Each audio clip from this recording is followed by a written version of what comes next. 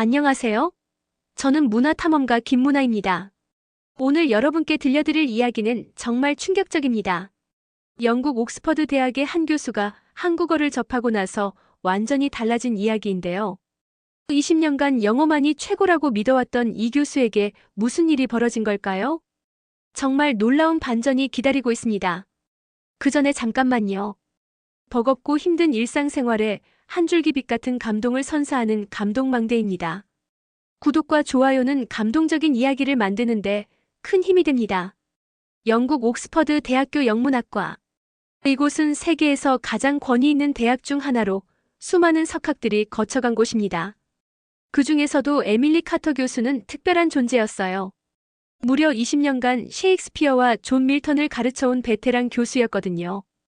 카터 교수는 키가 크고 우아한 체형에 항상 정갈한 트위드 재킷을 입고 다녔습니다. 그녀의 사무실 벽면은 온통 영문학 고전들로 가득 차 있었어요. 셰익스피어 전집부터 시작해서 찰스 디킨스, 제인 오스틴, 그리고 존 밀턴의 신라권까지. 마치 영어 문학사의 박물관 같았죠. 카터 교수는 영어야말로 세상에서 가장 완벽하고 우아한 언어라고 믿어 의심치 않았습니다. 학회에서 발표할 때마다 영어는 인류 문명이 만들어낸 가장 정교하고 표현력이 뛰어난 의사소통 도구라고 강조했어요. 셰익스피어가 햄릿을 통해 보여준 인간 내면의 갈등, 밀턴이 신라권에서 그려낸 선악의 대립, 이 모든 것을 완벽하게 담아낼 수 있는 언어가 바로 영어라고 확신했죠. 동료 교수들도 그녀의 이런 확신에 고개를 끄덕였습니다. 실제로 현대 세계에서 영어는 국제 공용어 역할을 하고 있었으니까요. 과학, 기술, 문학, 철학 모든 분야에서 영어가 표준이 되어가고 있었어요. 그런데 어느 평범한 화요일 오후 3시, 카터 교수의 사무실에 한 통의 이메일이 도착했습니다. 한국에서 온 유학생 김민준 씨가 보낸 논문 초안이었어요. 제목을 보니 한국 전통 정서의 영문학적 번역 가능성에 관한 연구였죠. 카터 교수는 속으로 생각했어요. 또 다른 번역 연구구나. 뭐 어차피 결론은 영어의 우수성을 증명하는 내용이겠지. 카터 교수는 평소처럼 에스프레소 한 잔을 내려 마시며 논문을 읽기 시작했습니다. 그런데 첫 번째 페이지를 넘기자마자 그녀의 손이 멈춰버렸어요. 논문 서두에 충격적인 문장이 있었거든요. 한국어의 정의라는 개념을 영어로 완벽하게 번역하는 것은 불가능합니다. 의는 단순한 언어적 한계가 아니라 문화적 인식의 차이에서 비롯된 근본적인 문제입니다. 카터 교수는 안경을 벗고 다시 한번 그 문장을 읽었습니다. 정의라는 한 글자.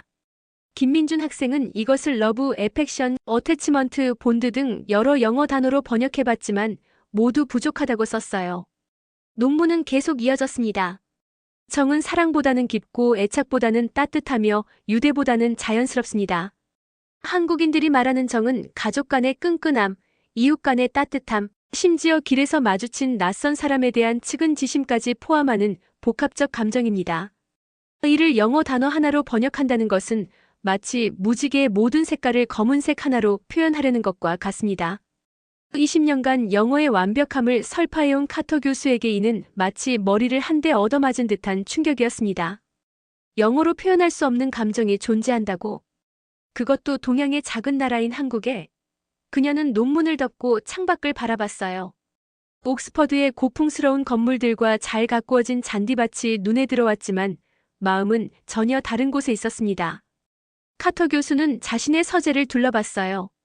수많은 영문학 작품들이 꽂혀 있었지만 갑자기 뭔가 부족해 보였습니다. 혹시 자신이 지금까지 우물안개구리였던 건 아닐까요? 그날 밤 카터 교수는 잠을 이루지 못했어요. 머릿속에는 온통 정이라는 단어만 맴돌았거든요. 과연 영어는 정말 완전한 언어일까요? 아니면 자신이 지금까지 착각하고 살았던 걸까요? 20년간의 확신이 한순간에 흔들리기 시작했습니다. 그날 오후 6시 카터 교수는 평소보다 일찍 대학을 나섰습니다. 머릿속이 복잡해서 더 이상 집중할 수가 없었거든요.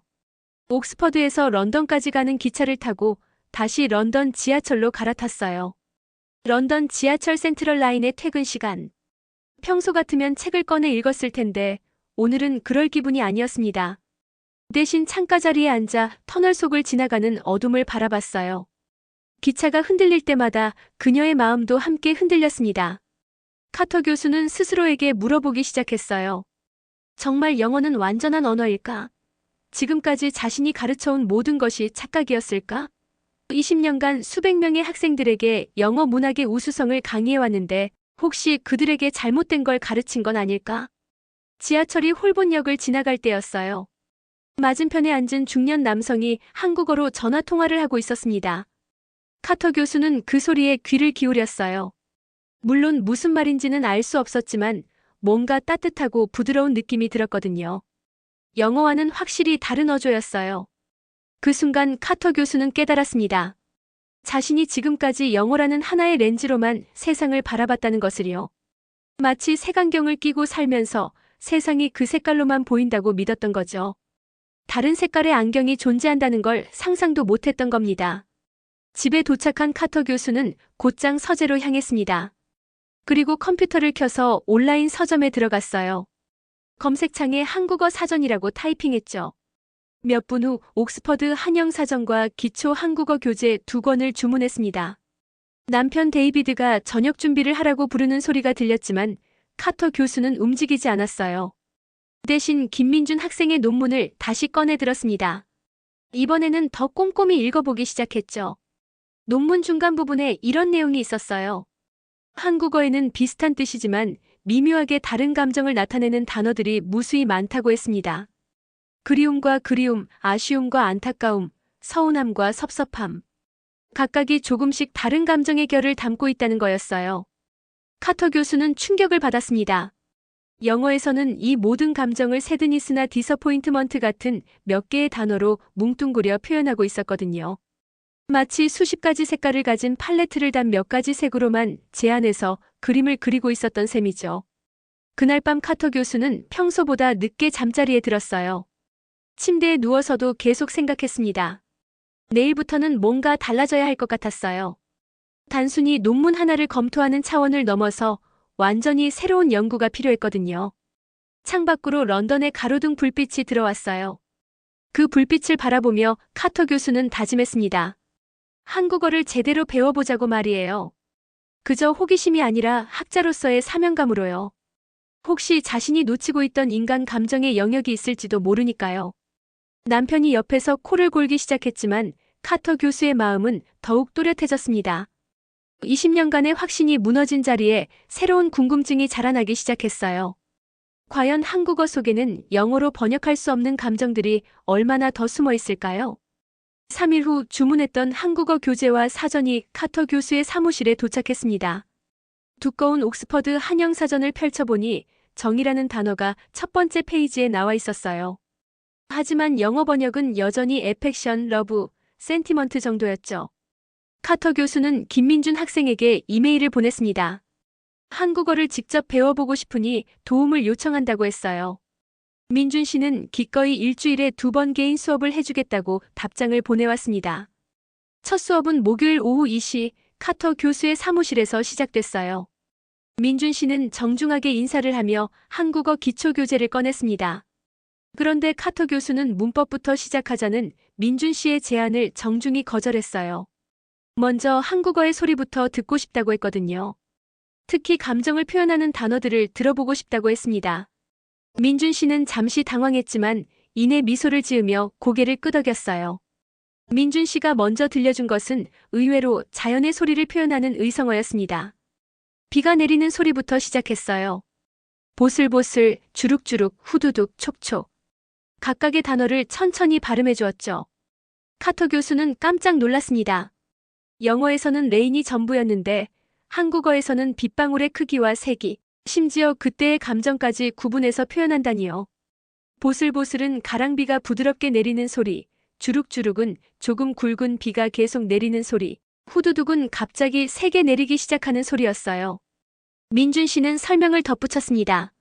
한국 사람들은 비 소리만 들어도 창밖을 보지 않고도 어떤 비가 내리는지 알 수 있다고 했어요. 그리고 그 소리에 따라 느끼는 감정도 다르다고 했죠.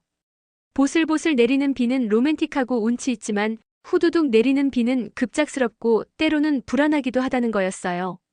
카터 교수는 연구 노트에 열심히 받아 적었습니다. 이건 단순한 언어 학습이 아니었어요. 완전히 새로운 세계관을 배우는 것 같았거든요. 같은 자연현상을 보면서도 한국 사람들은 영국 사람들보다 훨씬 세밀하게 구분해서 인식하고 있었던 거죠. 그 다음 민준 씨가 들려준 것은 동물 소리였어요. 개가 짖는 소리도 멍멍, 왈왈, 컹컹으로 나뉘었고 고양이 소리도 야옹, 야옹, 애옹으로 구분됐습니다. 심지어 닭 소리도 꼬끼오가 아니라 꼬꼬대기였어요. 카터 교수는 점점 흥미로워졌습니다. 영어의 밥밥이나 미야오, 코거두들두와는 완전히 다른 소리체계였거든요. 그런데 더 놀라운 건 이런 의성어들이 그냥 소리를 흉내내는 게 아니라 그 속에 감정까지 담겨 있다는 점이었어요. 민준 씨가 설명해 주기를 멍멍은 일반적인 개 짖는 소리지만 왈왈은 좀 더 시끄럽고 성가신 느낌, 컹컹은 작고 앙증맞은 개가 짖는 소리라고 했어요. 같은 개 짖는 소리지만 크기와 상황, 심지어 듣는 사람의 감정까지 반영된 거죠. 일시간 남짓한 첫 수업이 끝났을 때 카터 교수는 완전히 다른 사람이 된 것 같았어요.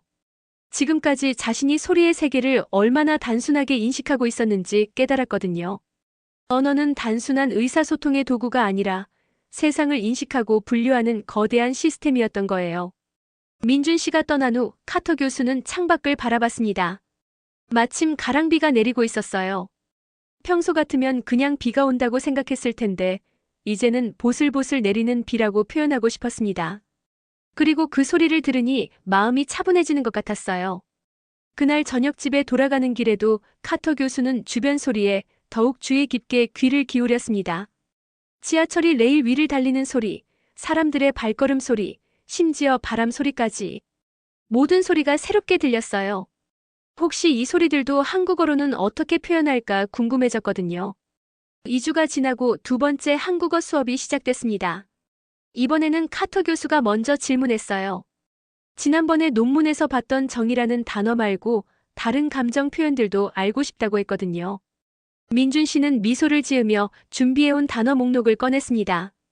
그리고 첫 번째로 서운하다는 단어를 소개했어요. 카터 교수는 잠시 생각해보더니 디서포인티드라고 번역해봤습니다. 하지만 민준 씨는 고개를 저었어요. 민준 씨가 설명하기를 서운하다는 실망이나 화남과는 다른 감정이라고 했어요. 예를 들어 가까운 친구가 중요한 일이 있을 때 연락을 주지 않았다거나 가족이 자신의 생일을 깜빡했을 때 느끼는 감정이라는 거였죠. 화가 나기보다는 마음이 쓸쓸하고 실망하기보다는 관계에 대한 아쉬움이 더 큰 감정이었어요. 카터 교수는 펜을 멈췄습니다. 영어로는 정말 이런 감정을 표현할 적절한 단어가 없었거든요. 디서포인티드는 너무 강하고 새드는 너무 일반적이고 허트는 상처받았다는 뜻이 강해서 맞지 않았어요. 서운하다는 이 모든 감정보다 더 미묘하고 복합적이었습니다. 민준 씨는 계속해서 다른 예를 들어줬어요. 한국에서는 친구가 같이 약속한 식사 자리에 늦게 와도 화내지 않고 서운하다고 표현한다고 했습니다. 또는 오랫동안 연락하지 않던 지인이 갑자기 부탁만 하러 연락했을 때도 서운하다고 한다고 했어요. 카터 교수는 놀랐습니다. 이런 상황에서 영국 사람들은 보통 앵그리나 어노이드라고 표현하거든요. 하지만 한국어의 서운하다는 화남보다는 관계에 대한 기대와 배려가 어긋났을 때의 섬세한 감정을 담고 있었어요. 그 다음 민준 씨가 소개한 단어는 안타깝다였습니다. 이것도 마찬가지로 영어 번역이 쉽지 않았어요. 카터 교수는 리그레풀이나 새드라고 해봤지만 역시 정확하지 않았습니다. 민준 씨의 설명에 따르면 안타깝다는 자신이 직접 겪은 일이 아니라 다른 사람의 상황을 볼 때 느끼는 감정이라고 했어요. 예를 들어 열심히 준비한 학생이 시험에서 떨어졌거나 좋은 사람인데 계속 연애에 실패하는 친구를 볼 때 느끼는 감정이죠. 동정이나 연민과는 또 다른 감정이었어요. 카터 교수는 이해하기 시작했습니다. 안타깝다는 단어에는 상대방에 대한 애정과 걱정, 그리고 어떻게 도와줄 수 없는 안타까움이 모두 섞여 있었거든요. 영어의 심퍼시나 피티는 위에서 아래로 내려다보는 느낌이 있지만 안타깝다는 같은 높이에서 마음 아파하는 감정이었어요. 수업이 진행될수록 카터 교수는 더욱 놀랐습니다. 아쉽다, 섭섭하다, 애틋하다, 간절하다. 각각의 단어마다 영어로는 완벽하게 번역할 수 없는 미묘한 감정들이 담겨 있었거든요. 특히 눈물겹다는 단어를 들었을 때는 정말 충격을 받았어요. 이 단어는 실제로 울음이 나올 만큼 감동적이거나 안타까운 상황을 표현하는 건데 영어에는 이런 뉘앙스를 담은 단어가 없었습니다. 터칭이나 무빙은 너무 일반적이고 티어 마이너스 제킹은 너무 과장된 느낌이었어요. 민준 씨가 예를 들어줬습니다. 가난한 집 아이가 공부를 위해 새벽부터 신문 배달을 하는 모습, 연세 드신 부모님이 자식 걱정에 밤잠을 못 이루는 모습, 이런 상황을 볼 때 한국 사람들은 눈물겹다고 표현한다는 거였어요. 카터 교수는 연구 노트에 빼곡히 메모를 했습니다. 이건 단순한 언어 학습을 넘어서 완전히 새로운 감정 체계를 배우는 것 같았어요. 한국 사람들은 영국 사람들보다 훨씬 세밀하고 복합적인 감정 구분을 하고 있었거든요. 수업이 끝나고 민준 씨가 떠난 후 카터 교수는 혼자 남아 생각에 잠겼습니다. 과연 감정이라는 게 모든 인간에게 동일한 것일까요? 아니면 언어에 따라 감정을 인식하고 표현하는 방식이 달라지는 걸까요? 그날 저녁 집에 돌아가서도 카터 교수의 머릿속은 복잡했습니다. 지금까지 자신이 영어라는 틀 안에서만 감정을 이해하고 있었다는 게 놀라웠거든요. 마치 흑백 사진으로만 세상을 보다가 갑자기 컬러 사진을 본 것 같은 기분이었어요. 그날 저녁 카터 교수는 평소보다 일찍 집에 도착했습니다. 남편 데이비드가 만든 로스트 치킨과 구운 야채가 식탁에 차려져 있었고 대학교 2학년인 딸 소피아도 집에 와 있었어요. 가족 셋이 함께 저녁을 먹는 건 오랜만이었습니다. 식사를 하면서 카터 교수는 오늘 배운 한국어 단어들을 떠올렸어요. 특히 서운하다는 감정이 계속 머릿속을 맴돌았습니다. 문득 이 감정을 가족에게 설명해보고 싶었거든요. 카터 교수가 입을 열었습니다. 오늘 한국어 수업에서 정말 흥미로운 걸 배웠다고 하면서 서운하다는 단어에 대해 설명하기 시작했어요. 하지만 설명하면 할수록 어려웠습니다. 영어로는 정확히 표현할 방법이 없었거든요. 데이비드가 물었어요. 그냥 디서포인티드나 업셋과 같은 뜻 아니냐고 했죠. 카터 교수는 고개를 저었습니다. 그것보다 훨씬 미묘하고 복합적인 감정이라고 설명했어요. 화가 나거나 실망하는 것보다는 관계에 대한 기대와 현실 사이의 간극에서 느끼는 씁쓸함 같은 거라고 했죠. 소피아가 갑자기 눈을 반짝이며 말했습니다. 엄마, 그거 제가 친구들한테 종종 느끼는 감정 같아요라고 했어요. 예를 들어 절친이라고 생각했던 친구가 중요한 파티에 자신만 초대하지 않았을 때 또는 고민을 털어놓았는데 별로 관심 없게 반응할 때 느끼는 그런 기분이라고 했죠. 카터 교수는 깜짝 놀랐습니다. 소피아가 정확히 서운하다는 감정을 이해하고 있었거든요. 그런데 지금까지 영어에는 이런 감정을 표현할 적절한 단어가 없어서 그냥 업셋이나 허트라고 뭉뚱그려 표현할 수밖에 없었던 거였어요. 데이비드도 고개를 끄덕이며 말했습니다. 자신도 직장에서 비슷한 감정을 느낀 적이 있다고 했어요. 동료가 중요한 회의에서 자신의 의견을 무시하거나 팀 회식에 자신만 빼고 간다는 소식을 들었을 때 느끼는 그런 기분이라고 했죠. 화나지는 않지만 뭔가 서글프고 소외된 느낌이라고 했습니다. 카터 교수는 흥미로워졌어요. 가족들이 모두 서운하다는 감정을 경험하고 있었는데 지금까지 영어에는 이를 정확히 표현할 단어가 없어서 제대로 소통하지 못했던 거였거든요. 한국어 단어 하나가 가족 간의 감정 이해를 더 깊게 만들어주고 있었어요. 소피아가 또 다른 예를 들었습니다. 룸메이트가 자신의 물건을 허락 없이 써도 화내지는 않지만 뭔가 기분이 좋지 않은 그런 감정도 서운하다와 비슷한 것 같다고 했어요. 존중받지 못한다는 느낌이지만 직접적으로 화를 낼 정도는 아닌 그런 미묘한 감정이라고 했죠. 데이비드가 웃으며 말했습니다. 그러고 보니 에밀리가 자신에게 서운해할 때가 종종 있었던 것 같다고 했어요. 결혼 기념일을 깜빡하거나 중요한 일정을 공유하지 않았을 때 카터 교수가 화를 내지는 않지만 뭔가 시무룩해하곤 했다고 했죠. 카터 교수는 웃음이 나왔습니다. 정말 그랬어요. 그럴 때마다 자신도 정확히 어떤 감정인지 설명하기 어려워했거든요. 화가 난 건 아니고 그렇다고 슬픈 것도 아니고 그냥 뭔가 아쉽고 서글픈 기분이었는데 이제야 그게 서운함이었다는 걸 알게 된 거죠. 소피아가 신기해하며 물었습니다. 한국어에는 이런 미묘한 감정들을 표현하는 단어가 더 많이 있냐고 했어요.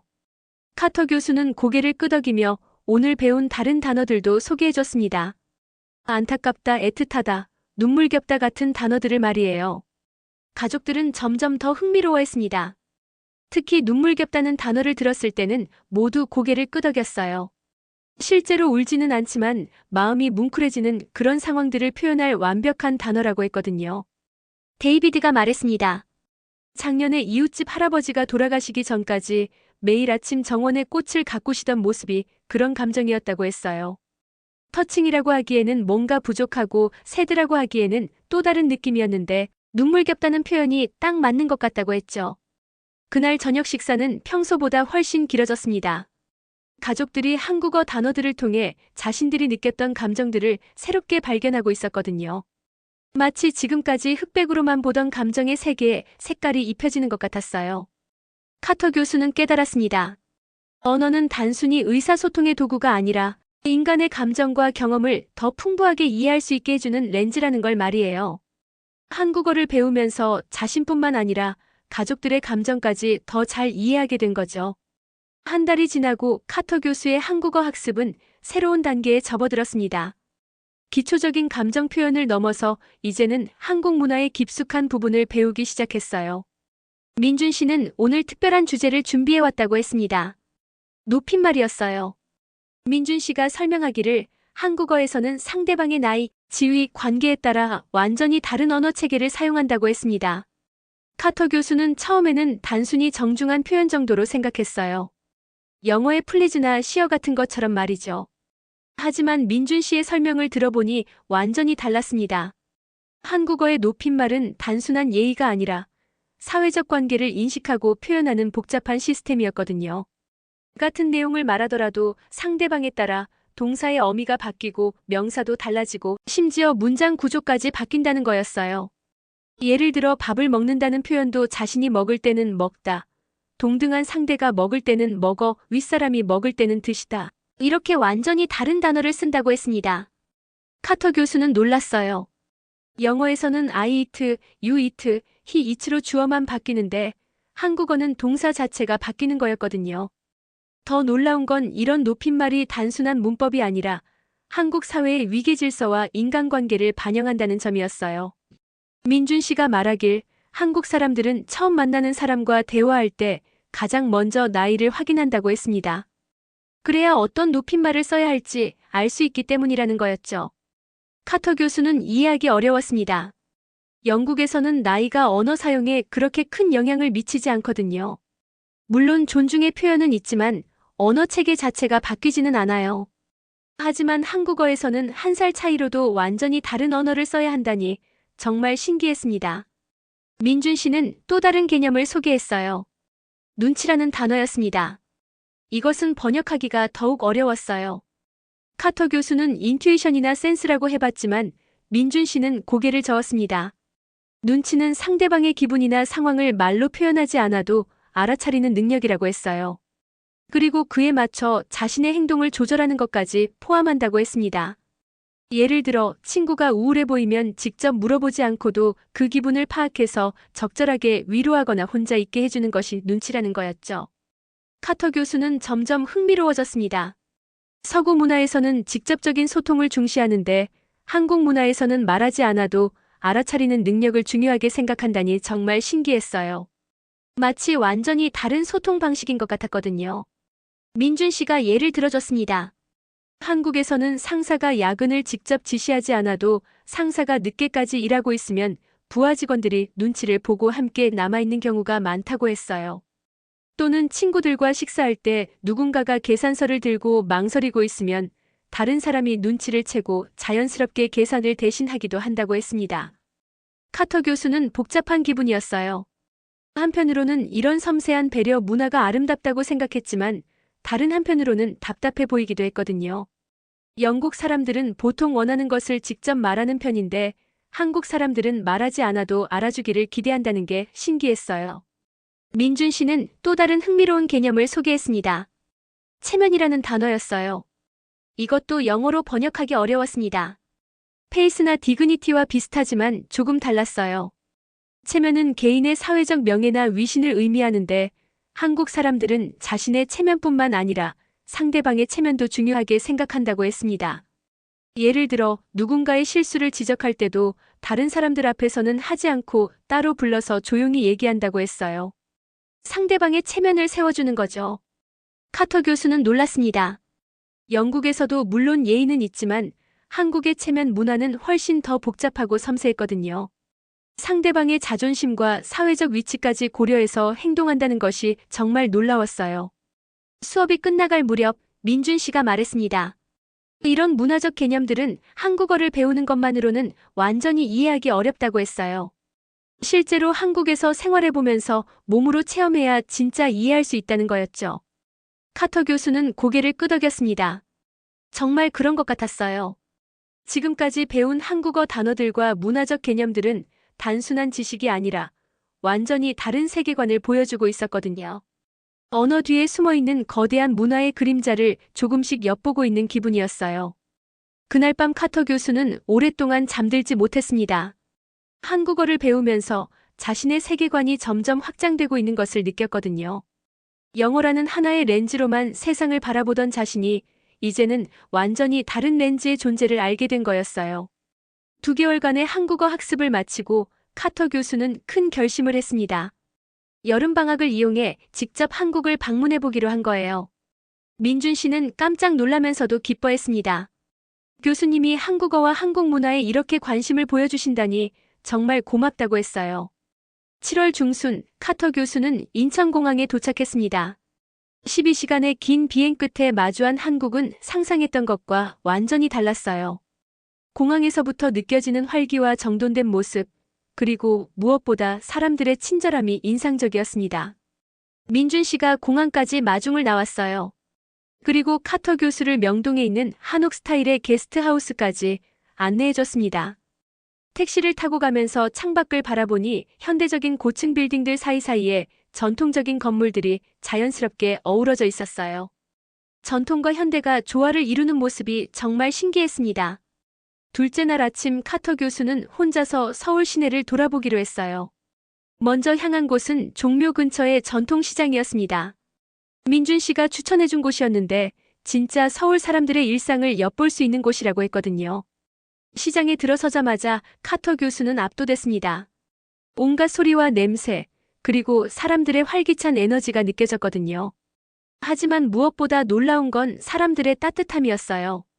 과일 가게 앞을 지나가는데 70대로 보이는 할머니가 카터 교수를 부르셨습니다. 외국인이 신기하셨는지 영어로 헬로라고 인사를 건네시더니 사과 한 개를 골라서 건네주셨어요.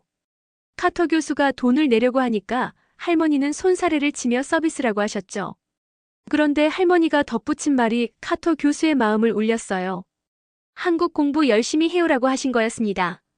카터 교수가 한국어를 배우고 있다는 걸 어떻게 아셨는지는 모르겠지만 그 말 한마디에는 따뜻한 격려와 응원이 담겨 있었어요. 카터 교수는 그제야 민준 씨가 말했던 정이라는 감정을 실제로 체험했습니다. 할머니는 카터 교수를 전혀 모르는 사람이었지만 마치 손자를 대하듯 자연스럽게 정을 베풀어 주셨던 거예요. 이런 감정은 영어로는 정말 설명할 수 없었습니다. 시장을 더 둘러보면서 카터 교수는 비슷한 경험을 계속했어요. 떡볶이 가게 아주머니는 맵지 않은 걸로 따로 만들어주시면서 한국 음식 어떠냐고 물어보셨고, 문구점 아저씨는 한국어 공부에 도움이 될 만한 책을 추천해 주시기도 했습니다. 무엇보다 인상적이었던 건 사람들이 카터 교수의 서투른 한국어를 비웃지 않고 오히려 격려해 주셨다는 점이었어요. 발음이 틀려도 웃으며 교정해 주시고 단어를 몰라서 헤맬 때는 몸짓으로라도 이해하려고 노력해 주셨습니다. 오후에는 북촌 한옥마을을 거쳐 인사동으로 갔어요. 전통 찻집에서 녹차를 마시며 쉬고 있는데 옆 테이블의 대학생들이 조심스럽게 말을 걸어왔습니다. 영어를 공부하고 있는데 대화 연습을 좀 해도 되겠냐고 하더군요. 카터 교수는 기꺼이 응했어요. 그런데 대화를 하면서 정말 놀라운 일이 벌어졌습니다. 학생들이 카터 교수의 한국어 공부에 대해 듣고는 너무 신기해하면서 오히려 한국 문화에 대해 더 많은 것을 알려주려고 했거든요. 한 학생이 말했습니다. 교수님같이 존경받는 분이 한국어를 배우신다니 정말 자랑스럽다고 했어요. 그리고 한국어는 어려운 언어인데 정말 열심히 공부하신다며 감탄했습니다. 그 학생들의 눈빛에서 카터 교수는 한국 사람들의 자부심을 느낄 수 있었어요. 저녁에는 민준 씨와 함께 홍대 근처에서 식사를 했습니다. 전통 한정식집이었는데 수십 가지의 반찬이 나오는 걸 보고 카터 교수는 또 한 번 놀랐어요. 음식 하나하나에 정성이 들어가 있었고 무엇보다 함께 나누어 먹는 문화가 인상적이었습니다. 민준 씨가 설명해 주기를 한국 사람들은 음식을 혼자 먹기보다는 여러 사람이 함께 나누어 먹는 걸 좋아한다고 했어요. 그래서 반찬도 개인 접시에 따로 주지 않고 큰 그릇에 담아서 함께 먹는 거라고 했죠. 이것도 정의 문화와 연결된다고 했습니다. 카터 교수는 깨달았습니다. 한국어를 단순히 언어로만 이해하려고 했던 자신의 접근이 얼마나 부족했는지를 말이에요. 언어는 책 속 문법이나 단어가 아니라 사람과 사람을 잇는 따뜻한 다리였던 거예요. 그날 밤 게스트하우스에 돌아와서 카터 교수는 일기를 썼습니다. 오늘 하루 만에 한국어 공부 2개월보다 더 많은 것을 배웠다고 적었어요. 언어란 문화이고 문화란 사람들의 마음이라는 걸 실감했다고 했죠. 특히 시장에서 만난 할머니의 따뜻한 마음, 학생들의 자부심 넘치는 눈빛, 그리고 모든 사람들이 보여준 자연스러운 정의 문화가 깊은 인상을 남겼습니다.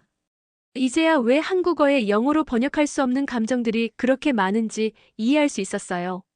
한국에서 돌아온 지 2주 후 새 학기가 시작됐습니다. 카터 교수는 평소와 다른 마음가짐으로 대학에 출근했어요. 20년간 확신을 갖고 서던 강단이었지만 이제는 완전히 새로운 관점으로 학생들을 마주하게 됐거든요. 9월 첫째 주 카터 교수는 특별 강의를 열기로 했습니다. 제목은 언어의 빈칸과 인식의 확장이었어요. 평소 셰익스피어와 밀턴만 다루던 그녀로서는 파격적인 주제였죠. 하지만 지난 몇 개월간의 경험을 학생들과 나누고 싶었습니다. 강의실에는 평소보다 많은 학생들이 모였어요. 카터 교수의 특별 강의라는 소문이 퍼져서 다른 과 학생들까지 찾아온 거였습니다. 심지어 몇몇 동료 교수들도 뒤쪽에 앉아 있었어요. 카터 교수는 강단에 서서 학생들을 둘러봤습니다. 그리고 평소와 다른 방식으로 강의를 시작했어요. 오늘 여러분에게 고백할 게 있습니다라고 운을 뗐죠. 20년간 영어 문학을 가르치면서 저는 영어야말로 가장 완벽한 언어라고 믿어왔습니다라고 말했어요. 셰익스피어의 시가 인간의 모든 감정을 표현할 수 있고 밀턴의 서사시가 우주의 모든 진리를 담을 수 있다고 생각했다고 했죠. 하지만 지난 몇 개월간 제가 얼마나 오만했는지 깨닫게 됐습니다. 학생들은 놀란 듯 서로를 바라봤어요. 항상 자신감 넘치던 카터 교수의 이런 모습은 처음 봤거든요. 카터 교수는 화이트보드에 정의라는 한글을 썼습니다. 그리고 학생들에게 물었어요. 이 한국어 단어를 영어로 번역할 수 있는 사람이 있나요? 라고 했죠. 몇몇 학생들이 러브나 에펙션이라고 대답했지만 카터 교수는 고개를 저었습니다. 이 단어는 영어로 완벽하게 번역할 수 없습니다. 라고 말했어요. 그리고 지난 몇 개월간 자신이 겪은 경험을 차근차근 들려주기 시작했습니다. 김민준 학생의 논문에서 시작된 충격, 한국어 수업에서의 발견, 그리고 서울에서의 감동적인 경험까지 말이에요. 특히 서울시장에서 만난 할머니 이야기를 할 때는 강의실이 조용해졌어요. 전혀 모르는 외국인에게 자연스럽게 정을 베푸는 그 할머니의 마음을 영어로는 어떻게 표현해야 할지 모르겠다고 했거든요. 카인드니스도 아니고 제너로시티도 아니고 컴패션도 아닌 그 미묘하고 따뜻한 감정을 말이에요. 카터 교수는 계속해서 다른 한국어 단어들도 소개했습니다. 서운하다, 안타깝다, 눈물겹다. 각각의 단어마다 영어로는 표현할 수 없는 미묘한 감정들이 담겨 있다고 설명했어요. 한 학생이 손을 들고 물었습니다. 그럼 교수님, 영어는 불완전한 언어라는 말씀인가요? 라고 했죠. 카터 교수는 잠시 생각하더니 대답했습니다. 불완전하다기보다는 한계가 있다는 게 정확한 표현일 것 같습니다. 모든 언어가 그렇겠죠. 하지만 중요한 건 우리가 지금까지 영어라는 하나의 창으로만 세상을 바라봤다는 점입니다. 그녀는 계속 설명했어요. 언어는 단순한 의사소통의 도구가 아니라 사고의 그릇이자 세상을 바라보는 창이라고 했습니다. 한국어를 배우면서 자신의 사고 범위가 확장됐고 감정의 스펙트럼이 넓어졌다고 했어요. 또 다른 학생이 질문했습니다. 그럼 다른 언어들도 배워야 하는 건가요? 라고 했죠. 카터 교수는 미소를 지었습니다. 꼭 그런 건 아닙니다. 하지만 적어도 우리가 사용하는 언어가 전부가 아니라는 걸 인정하는 게 중요해요.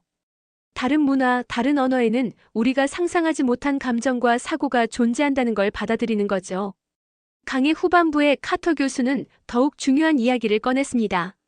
한국어를 배우면서 자신이 가족과의 관계도 더 잘 이해하게 됐다고 했어요. 서운하다는 감정을 알게 되면서 남편과 딸의 마음을 더 잘 헤아릴 수 있게 됐다고 했죠. 언어를 배운다는 것은 단순히 새로운 단어를 외우는 게 아닙니다. 완전히 새로운 관점으로 세상을 바라보는 법을 배우는 거예요 라고 강조했습니다. 강의가 끝나갈 무렵 한 학생이 손을 들고 말했습니다. 교수님, 저희도 한국어를 배울 수 있을까요? 정말 신기해요. 카터 교수는 환하게 웃으며 대답했습니다. 물론이죠. 그것이 여러분이 더 넓은 세계를 만나는 첫걸음이 될 겁니다. 언어는 우리의 한계를 뛰어넘게 해주는 가장 강력한 도구거든요. 그날 강의가 끝난 후 많은 학생들이 카터 교수에게 다가와 질문을 했어요. 한국어 공부를 어떻게 시작해야 하는지, 다른 언어들도 이런 특별한 감정 표현이 있는지, 언어와 사고의 관계에 대해서도 더 알고 싶다고 했죠. 카터 교수는 뿌듯했습니다. 자신의 경험이 학생들에게 새로운 호기심을 불러일으킨 것 같았거든요. 20년간 영어의 우수성만 강조해왔던 자신이 이제는 언어의 다양성과 문화의 소중함을 가르치게 됐다는 게 신기했어요. 그날 저녁 집에 돌아온 카터 교수는 민준 씨에게 이메일을 보냈습니다. 오늘 특별 강의가 큰 성공이었다고 하면서 모든 게 민준 씨의 논문에서 시작됐다고 고마움을 표했어요. 그리고 앞으로도 계속 한국어를 배우고 싶다고 했죠. 몇 시간 후 민준 씨의 답장이 왔어요.